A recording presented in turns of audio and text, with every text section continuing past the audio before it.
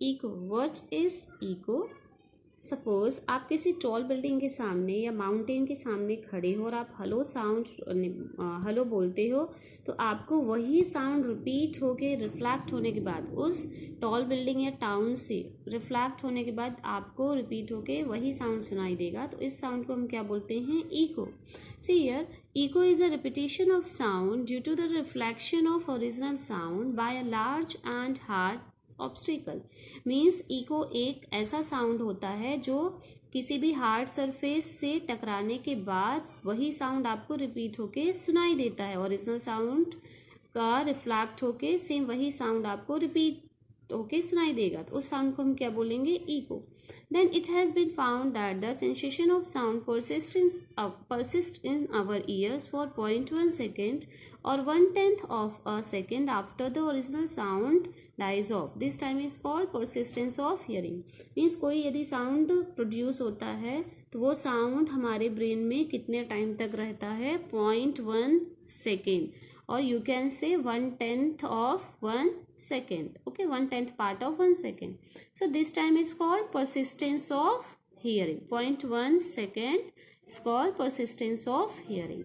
Then calculation of minimum distance to hear and echo means echo sound सुनने के लिए minimum distance कितना होना चाहिए? So let's calculate speed. What is the formula of speed? Distance upon time. And speed of sound in air 344 meter per second at 22 degree Celsius.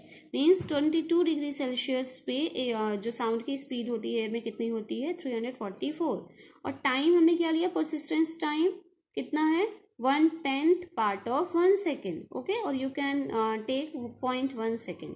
Then distance, अब distance कैसे calculate करेंगे? ये if speed is equal to distance upon time, तो distance क्या होगा? Speed into time. Speed into time, then speed is 344 and time 1/10. When we calculate, answer will be 34.4 meter. So see here, source of sound. Okay, if you are standing here and here is reflecting surface, the distance between source of sound and reflecting surface is 17.2 metre. अब यहाँ से आप कोई hello sound produce करते हो, वो sound क्या जाएगा? रिफ्लेक्टिंग सरफेस के पास जाता है। तो आपके और रिफ्लेक्टिंग सरफेस के बीच में कितना डिस्टेंस है? 17.2 मीटर है। अब ये साउंड आपने हेलो साउंड प्रोड्यूस किया, वो रिफ्लेक्टिंग सरफेस के पास गया, तो अभी कितना डिस्टेंस उसने कवर किया? 17.2 मीटर। और जब वो रिफ्लेक्ट होके अगेन आपके पास आता है, रिपीट होके आपको सुनाई देता है, वो फिर से रिफ्लेक्ट होके आने में कितना टाइम, वो कितना डिस्टेंस कवर करेगा? 17.2 मीटर अगेन डिस्टेंस कवर करेगा। तो टोटल कितना डिस्टेंस उसने कवर किया? 17.2 और इधर भी 17.2, total 34.4 metre. Okay, then our distance from the sound reflecting surface to hear an echo should be half of 34.4 meter, which is 17.2 meter.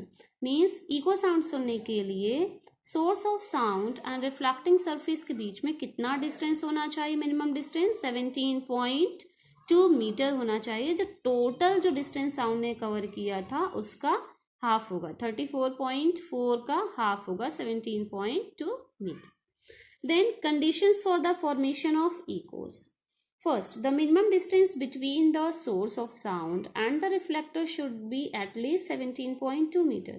Means source of sound और reflecting surface के बीच में minimum distance कितना होगा? 17.2 meter. ये distance इतना होना चाहिए, तभी echo sound सुनाई देगा। Then see, second, the size of the reflector must be large compared to the wavelength of the incident sound. Means जो incident sound produce हुआ है, ये जो incident sound wavelength है उसका size जो reflector उसके comparison में small होना चाहिए। और you can say reflector size, जो reflector का size incident sound wavelength के comparison में लार्ज होना चाहिए, तभी आपको इको साउंड सुनाई देगा। ये क्या है? यहाँ पे ड्राइंग बोर्ड रिफ्लेक्टर है, मीन्स रिफ्लेक्टिंग सरफेस है, और यहाँ पे इंसिडेंट वेवलेंथ जा रही है, ठीक है। अब यहाँ पे क्या होगा, इसका साइज यदि बड़ा होगा तभी आपको इको साउंड सुनाई देगा, अदरवाइज इको साउंड सुनाई नहीं देगा। Okay, then third, the intensity or loudness of the sound should be sufficient, means या जो आप आवाज़ निकालते हो उसका लाउडनेस तेज होना चाहिए। थोड़ा तेज आवाज़ जब साउंड निकालोगे तभी आपको वो रिफ्लेक्ट होके, वो रिपीट होके सुनाई देगा, तभी इको साउंड आपको सुनाई देगा, अदरवाइज नहीं सुनाई देगा। ओके।